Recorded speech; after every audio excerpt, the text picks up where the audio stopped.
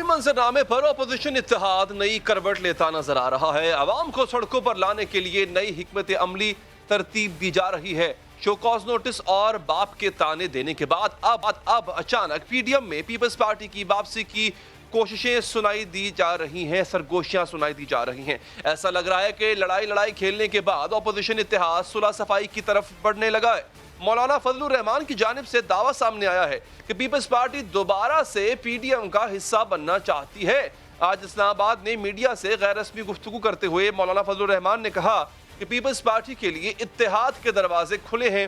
अभी तक एएनपी और पीपल्स पार्टी के इस्तीफे मंजूर नहीं किए। पीपल्स पार्टी पीडीएम में वापसी की ख्वाहिशमंद है, लेकिन हमने जो वजाहत तलब की थी वो दे दें तो मामलात आगे चल पड़ेंगे। मौलाना फजलुर रहमान का बयान खासा मानी खेज है। इस बयान से सवाल पैदा हो रहा है कि क्या अपोजिशन हुकूमत के खिलाफ नई तहरीक के लिए दोबारा से सफबंदियां कर रही है, क्योंकि गुज़िश्ता रोज मौलाना फजलुर रहमान ने ऐलान किया था कि रमजान के बाद अपोजिशन ज्यादा ताकत के साथ मैदान में आएगी।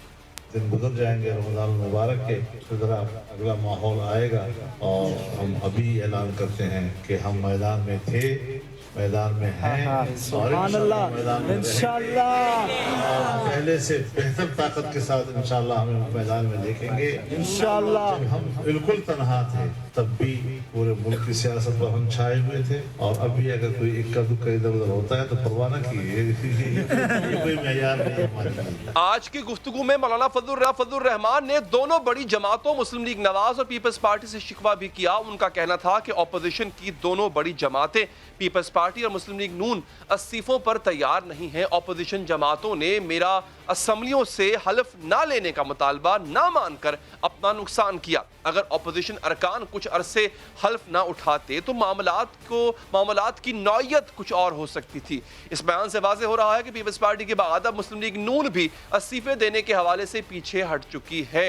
ये सूरत हाल खासी हैरान कुन है, क्योंकि इस्तीफों से इनकार और शोकॉज नोटिस ही की वजह से तो पीडीएम इत्तेहाद में फूट पड़ी थी। पीपल्स पार्टी और एएनपी को ताने दिए जा रहे थे। खास तौर पर मुस्लिम लीग नवाज और पीपल्स पार्टी के दरमियान एक जंग किसी कैफियत थी।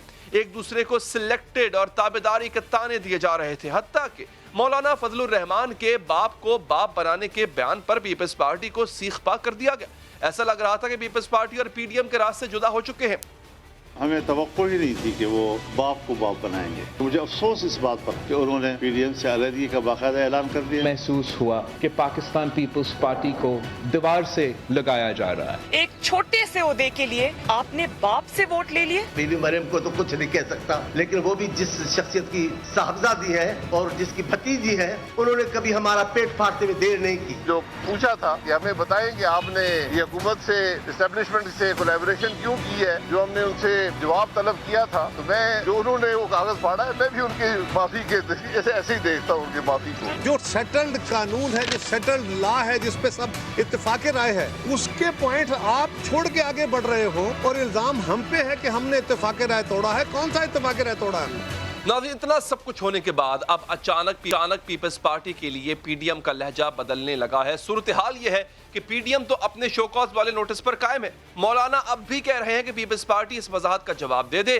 तो बात आगे बढ़ सकती है। तो सवाल ये है कि इतनी रुसवाई समेटने के बाद, इतना सख्त बयानबाजी के बाद, अपनी इत्तेहादी जमातों की कड़ी तनकीद के बाद पीपल्स पार्टी क्यों दोबारा से पीडीएम का हिस्सा बनेगी?